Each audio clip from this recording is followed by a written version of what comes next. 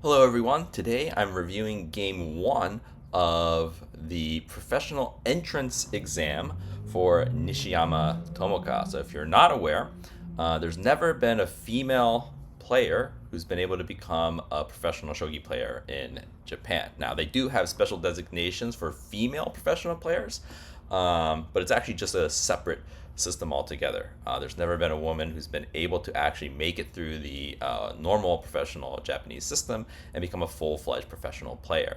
Right now, the top two female players are Fukuma and Nishiyama, and Fukuma has taken this exam before. I can't remember exactly when it was. Maybe it was a few years ago, but she wasn't able to pass the exam. It's called an exam, but really it's just basically a best of five match against the five most recent professional players. Um, so the first game in Nishiyama's exam here is against Takahashi Yujiro. Again, one of the very, very, very newest professional players. So let's see how she does. Um, so this game started with pawn 2-6. Takahashi won the Furigoma, so he gets to be sente. And of course, we're going to see Nishiyama play her standard raging rook, and she goes straight for third file. I think, when you think about Nishiyama, you really just think she's a third file specialist. She plays some other things here and there, but this is kind of her bread and butter strategy. So Takahashi goes ahead and pushes his rook pawn, and then starts to castle his king. Nishiyama does the same. Nishiyama goes ahead and pushes the edge pawn, basically asking, are you going to go to Anaguma or what? And Takahashi goes ahead and pushes it back. He's like, yeah, maybe, maybe not. And then Nishiyama goes ahead, just continues with her castling, bringing the silver and developing the silver. And here with Takahashi's move silver to 5-7, he's generally speaking indicating that he wants to play a slower game. There are some rapid attacks where you bring the silver out this way. But generally speaking, this is more an indication that he wants to play a slower game. And so Nishiyama goes ahead and prepares. So you can see actually Nishiyama's already committed to not playing Anaguma. And I think when you think about Nishiyama, she's really not an Anaguma player. She's much more so an aggressive type ranging rook player. So since she's already committed to not play Anaguma, she, in general, at least wants compensation if she allows, if Takahashi tries to go for Anaguma. And one of those ways is to bring this silver out and threaten this type of silver movement. Takahashi still goes ahead and brings his bishop up, and he goes ahead and it's basically an indication that he's at least thinking about Anaguma going ahead and bringing the king all the way to 8-8. Nishiyama goes ahead and finishes her Mino castle, and this is where Takahashi had a pretty big decision, right? So he can go for Anaguma immediately by bringing the lance up. He can say, actually, I'm not going to go for Anaguma. I'm going to go for Mino of my own. Or the move that he ended up playing, which is gold to 7-8. Now, gold to 7-8 is kind of a flexible move. Your king is kind of safe enough, right? It's kind of locked away in the corner in a way. Not the corner, but off the side of the board. So if Nishiyama starts to try to, keep, castling her king slowly, he can launch an attack of his own. Or if Nishiyama decides to try and counterattack, he can go ahead and castle and counterattack as well. And if the game gets really, really slow, he can even from this position go for Anaguma. So this is kind of like the most flexible move, kind of like asking Nishiyama, what are you going to do? I can do and react to kind of whatever you want to do. So Nishiyama goes ahead and pushes the third file pawn. One of the weaknesses of bringing your silver to this side is that your defense of the third and second files are a little bit weaker. He goes ahead and pushes the pawn to 6-6, and Nishiyama goes ahead and brings the bishop back to 4-2, making room for her rook. Takahashi goes ahead with finishing his castle, essentially. Nishiyama now goes ahead and starts threatening with the silver, basically saying, hey, if you're going to try to go for Anaguma from here, maybe I can launch this type of an attack. I'm also looking at, coming this way and attacking along here. And this was a bit of a curious move. I think Takahashi goes ahead and pushes his edge pawn. I think this is kind of just like a waiting move, trying to figure out, okay, Nishiyama, what exactly is your plan? What are you gonna do here? Before he really commits to what he's gonna do. So Nishiyama goes ahead and brings her rook up to 3-4. So essentially she wants to develop the knight, but she needs to make sure that it's not blocking her rook. And Takahashi kind of does the same. And he's saying, okay, I don't want to let you trade on the third file anymore. Maybe it's also defending somewhere over here.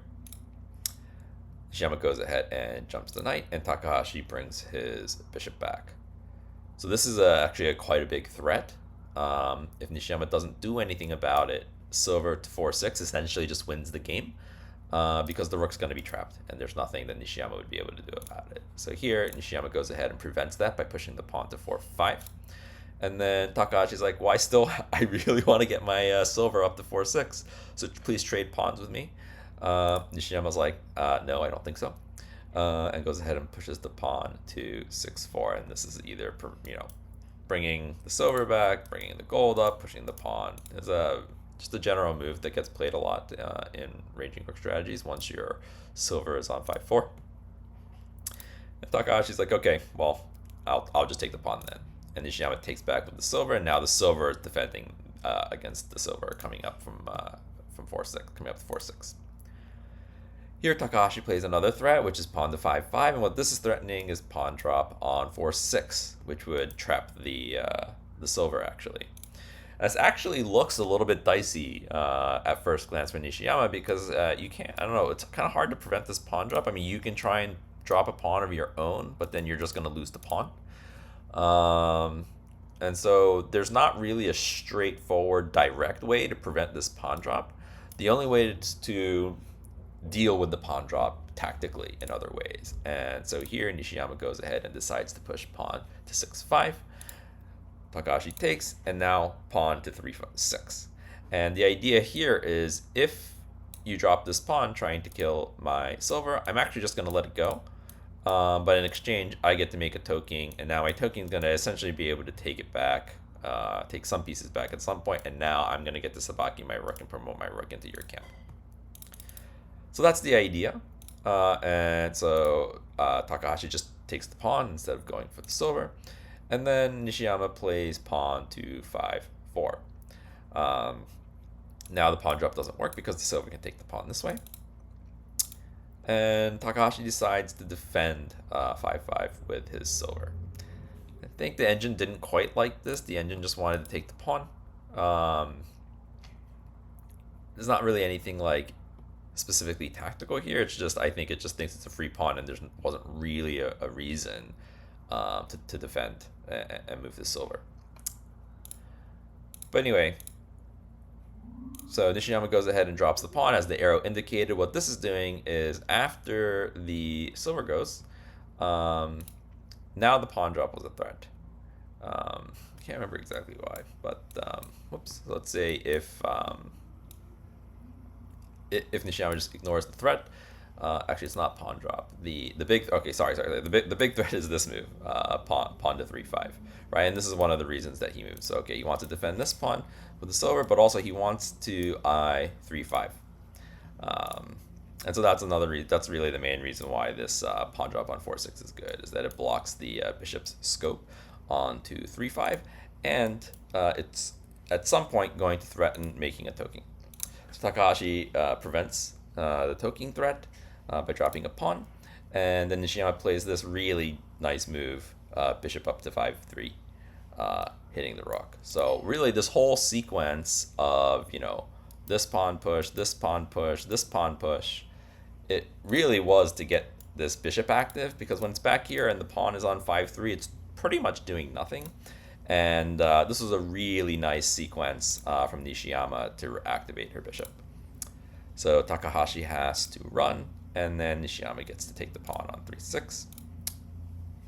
He drops the pawn to block, and Nishiyama retreats the rook. He goes ahead and sacrifices the pawn on second file. This is the type of sacrifice that you're going to see all the time from static rook players. They just want the option at some point to just sabaki their rook and take that pawn with the rook, instead of having a very heavy rook in front of very heavy pawn in front of their rook. So here Takahashi goes and offers a bishop trade, and Nishiyama declines. Now, this is a little bit strange, because you're allowing your opponent to make a horse. But I think that she didn't want to trade, because there's this threat. And I think she just didn't want to deal with it. So instead, she goes ahead and brings the bishop up to 4-4. He promotes, and then this is another beautiful move. I would say it's like a 3 birds 1 stone move, which is you're blocking the rook even more, and so obviously he's not going to drop this pawn here because then the pawn becomes heavy. So you block the rook, but not only do you block the rook, you also have this threat of promoting on 3-7. Take, promote at some point. And third, this is actually the primary threat. If you don't see it, the rook is actually now attacking the horse. So this was this is the type of move that just feels good when you make it, right? It just feels so good. So Takahashi has to go ahead and run his horse back. Nishiyama goes ahead and takes the pawn on 5-5. Now you might be wondering, why not just go ahead and make this knight move immediately? Well, this actually doesn't work out quite so well. Yeah, you get to promote your rook, but now your opponent gets this move. So they're also going to get to sabaki their rook. So this would be like a double sabaki, or sabakiai is how they call it in Japanese. And there's just no reason to allow it, right? Because right now this rook is completely blocked and useless. So you can go ahead and win some points elsewhere, and play the knight takes 3-7 at the right time. So here Takahashi decides, okay, I'm going to go ahead and jump my knight. This bishop line is pretty scary, right? And so, something like this is coming, or even this. So he kind of like prophylactically just like puts a knight in the way, and maybe at some point he wants to launch an edge take this way. Nishiyama goes ahead and says, okay, I want to trade bishops now. Now that the bishop is blocked, it's not as useful here. So now she says, okay, it's probably more useful if I get to trade it off for that horse. And Takahashi obliges. They make the bishop trade, and this bishop drop that potentially Nishiyama was a little bit worried about in the beginning happens now. And she goes ahead and moves the rook up to 3-5, defending the silver from the bishop. Takahashi goes ahead and promotes his bishop to a horse, and Nishiyama goes ahead and makes this silver move. Takahashi retreats, threatening to take the gold. This was probably a bit of a mistake, and even the engine evaluation for the first time in the game really goes into Nishiyama's favor after this move. And the problem with this move is that Nishiyama gets to take the gold, and you can't take this gold because this comes with check, right? So now Takahashi has to recapture. His castle is kind of all over the place and broken up now. And Nishiyama then gets to drop the gold that she just got onto 6-2 to defend her gold on 5-3. And now, like, your rook is not doing anything. Your horse isn't really doing anything. The castle is 4 pieces. Yours is 3, but it's all over the place. And so this game now is really in Nishiyama's favor. So here Takahashi decides, okay, let me take the pawn, let me hit the rook and the knight. And it looks like a really nice move, but remember, Nishiyama was saving this knight to 3-7 move for the right moment, and this is the perfect moment to do it. And the reason why this is a great moment to do it is because now the horse is actually blocking the rook from promoting. So if you were to go ahead and try and trade knights instead, this is just completely winning now for Nishiyama because the rook doesn't get to promote.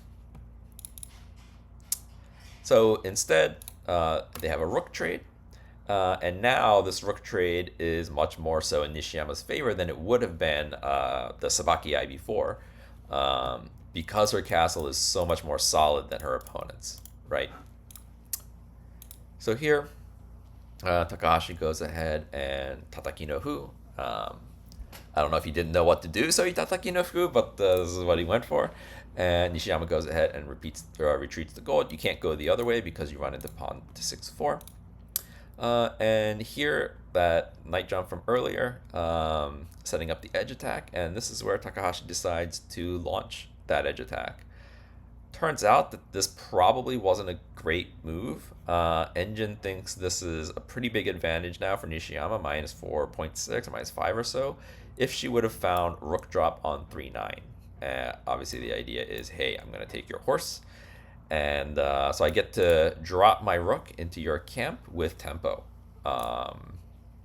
And even like, okay, I'm going to take these pieces. I'm threatening something over here. So like, you thought you were launching an edge attack. Well, now the counter edge attack is going to be much more dangerous now that the rook is already dropped onto the back rank.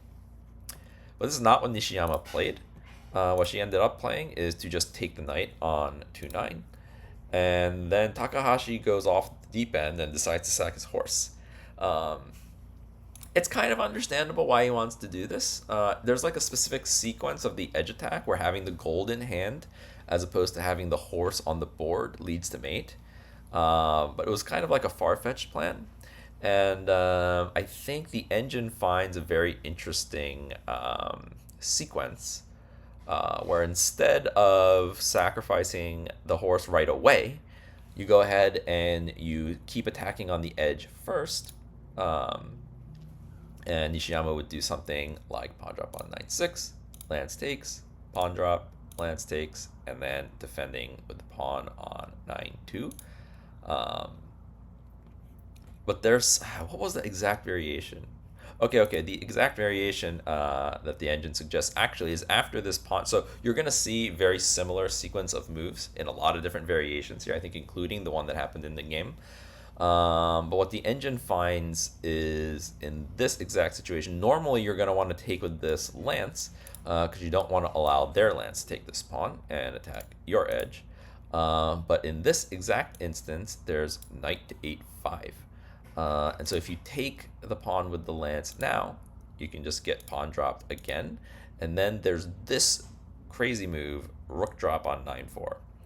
And what this is doing is saying, I'm going to take your lance. You can't drop a pawn because your pawn's already here. And so you would have to actually go ahead, pawn sack, lance takes. And now I can just retreat my rook. And I am having a gigantic threat here. If you try and defend, I can just take. And this exact moment would have been the right moment to go ahead and sacrifice the horse because now you're giving your opponent an opportunity to try and figure out what the heck to do, right? So if you take the horse in this position, now I have knight takes. And if knight takes, you have a silver drop on 9-1. And this would have been very, very good for Takahashi.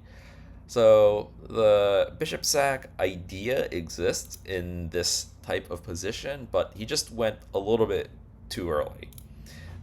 Because in this instance, Nishiyama goes ahead and takes with the gold. She wants to make sure that her king can run away from this edge attack, right? So if she would have taken with this gold, there'd be a wall. Takahashi goes ahead with the edge attack, and we've seen, essentially this exact sequence of moves before, but it just doesn't quite work. And this is really the move of the game, I guess, which is this bishop drop on 9-7. Now it looks really crazy. It's literally just a sacrifice for nothing. The problem is, if you take it, Nishiyama gets to take this lance with check. And you can't take it because it's not quite mate, but now the rook can get dropped and it blocks off your escape back down the board. So you're getting sandwiched by their lance and the rook. So here you would have to run, but now actually doesn't want to take. It wants, oh, that's right, yes. It wants to sacrifice the pawn, force you to come back, and then again, drop the rook from behind. So really in all of these variations, what Nishiyama is trying to do is sandwich the king with the rook and the lance. And this variation would have done that. So instead, Takahashi decides to run the king. Now, Engine thinks this is worth. Engine thinks you should just take the bishop and suck up getting sandwiched and just kind of try and hide in the middle of the board. But that's a very inhuman, unhuman way to try and play. And so he decides to go ahead and run the king. And then Nishiyama goes ahead and takes the lands, which also now defends the bishop. And here Nishiyama has a pretty decisive advantage. And it's just a matter of can she see her way through to the end. Takahashi goes ahead with his attack. Knight takes, and they trade off basically all of the pieces here. This seemed very dicey to me, but obviously Nishiyama kind of read through all of this because allowing this rook drop is really scary. So obviously you can't run backwards. That's mate in one. So that would have been absolutely tragic. So instead, Nishiyama goes ahead and defends with the lance. Another tragic thing would have been if she dropped with the pawn. That would have been a Nifu. And then, so Takahashi goes ahead and drops the lance. And again, now your king is getting sandwiched between the rook and the lance. And in this position, Nishiyama finds basically the best move, which is knight drop on 9-4. And it's actually kind of a crazy move. Obviously, if you had a pawn, if you could drop a pawn, you would just drop the pawn without thinking about it. But to just like drop the knight and let it be taken for free here, and then to not even recapture the lance and to run, this was a really nice sequence of moves from Nishiyama.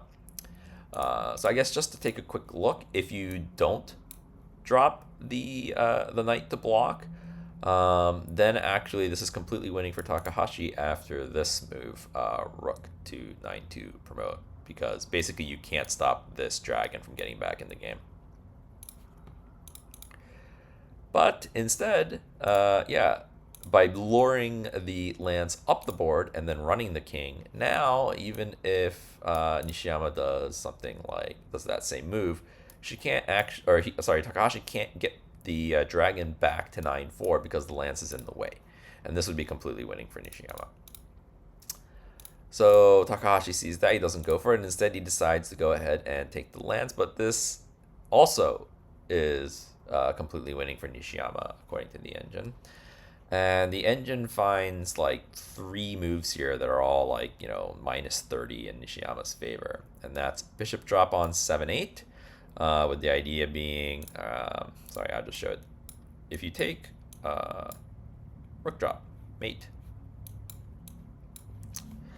So that's like the basic idea. So you can drop this bishop in here and it can't be taken.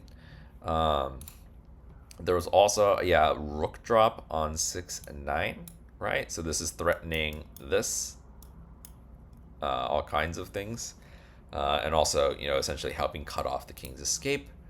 And I think the last move it wants, it was just, okay, like, just give a check, right? And again, cut off the escape to the other side of the board. So these are all the moves that the engine wanted to do. Unfortunately for Nishiyama, she made quite a large blunder in this position, and she retreated the bishop back to 4-2. Now, obviously her idea is, well, I can just go right back and it's going to be mate. And she couldn't go to any of these squares because they're defended by pawns, right? That's the basic idea. The problem with this move is gold drop on 7-5. It's check, it blocks the horse, forces the king back to the 9th file where the rook is, and this would have been a completely even game again. Which is, honestly, it's crazy that this is an even game. Like, looking at this, I would expect it to be winning for Takahashi instead. But yeah, like, apparently the king is just barely surviving on 9-5 in this variation. But it becomes much more double-edged to the point where I think the evaluation is less than, minus 1, minus 0.8. So it would have been a completely even game if Takahashi could have found gold to 7-5. But I believe both players at this point were already in Byoyomi, so they only have 1 minute per move, and they just couldn't quite redo all these moves. So Takahashi plays kind of a similar idea, which is knight to 8-6. It's blocking the horse the horse's scope on 9-7. It's going to try and combine with maybe the rook on 9 on the rook on the ninth file on this 9-4 square. So it's kind of a similar idea. It's just that the gold drop turns out it would have been much better, and it was just more forcing, I think. So Nishiyama goes ahead, sacks the pawn, and then also sacks the silver. You can't take because of rook drop on 9-5 being mate immediately. So he runs, and then another really nice move from Nishiyama, horse taking on 8-6. You can call it a sacrifice if you want, but I mean, if you take, it's actually just mate, starting with rook drop on 8-7. Basically, in a lot of these variations, there's moves like this, where the rook and bishop combine here. And if you run, the rook takes the gold, and this is the one gap dragon mate. So there's a lot of different variations after taking this, but they pretty much all involve that kind of tactical idea. So Takahashi sees this, and he goes for kind of a desperation move, lance drop on 8-5. If you take it with the king, it's actually mate, starting with pawn takes. If the king takes, then silver up to 7-5 is the mate. Now your king has to run to the edge. Gold drop on 8-6. King can run, but then boom, promoted lance up or back to 9-3 is mate. So there's a very tricky move. Again, you can't take with the silver either, because then your horse gets taken. And if you take with the horse, now your attack is gone. So this is a very tricky move, I would say, from Takahashi, and in fact, you actually can't take it. But Nishiyama finds the best move in this position, which is king up to 9-5. And it just seems like in all of these variations, no matter what Takahashi tries, Nishiyama's king is surviving on 9-5. So here, Takahashi tries to sack his gold. King takes, and then the promoted lance back. And now Nishiyama can take the lance.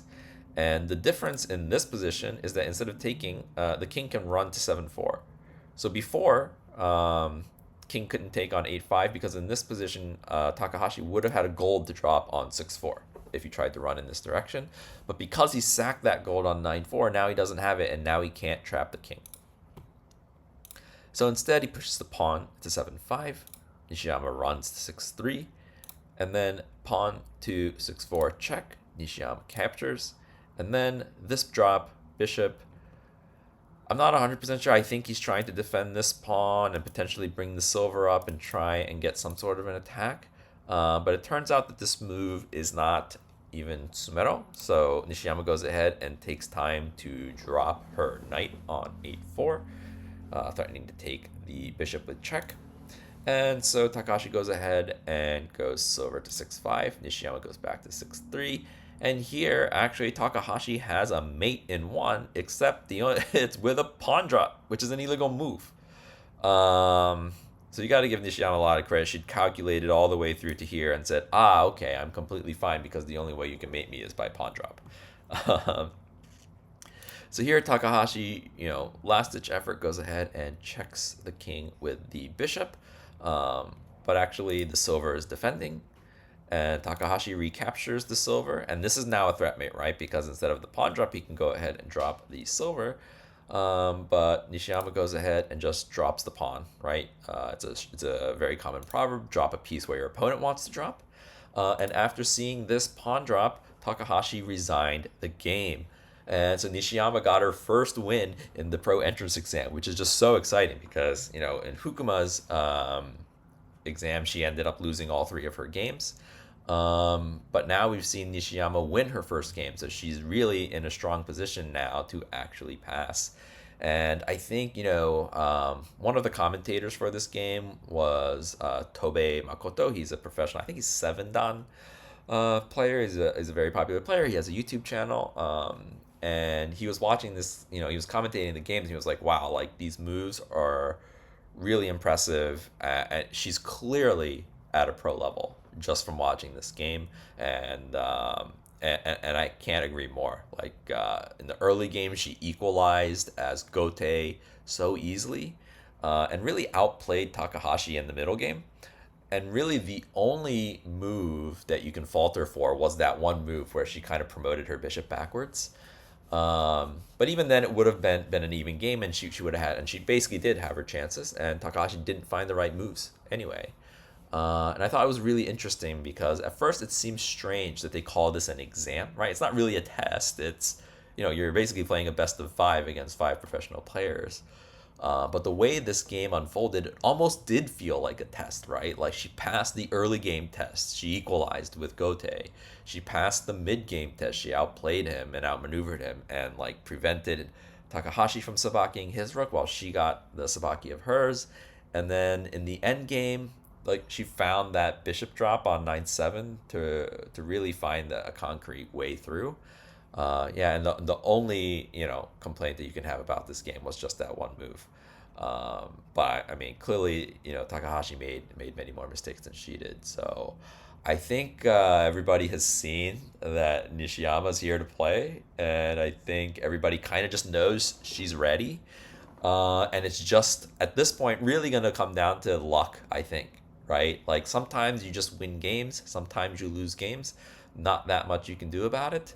And so what is great is that she's won that first game. So now it's like much better than a coin flip for her to actually become a full-fledged professional player and be the first woman to be able to do it. It's so exciting to see it and to be able to commentate and analyze these games. So thanks so much for watching. I think the next game is not until early October, so there's going to be a bit of a break until the next match. But again, super looking forward to it. And of course, I will be covering it when it happens. So thanks for watching. See you next time.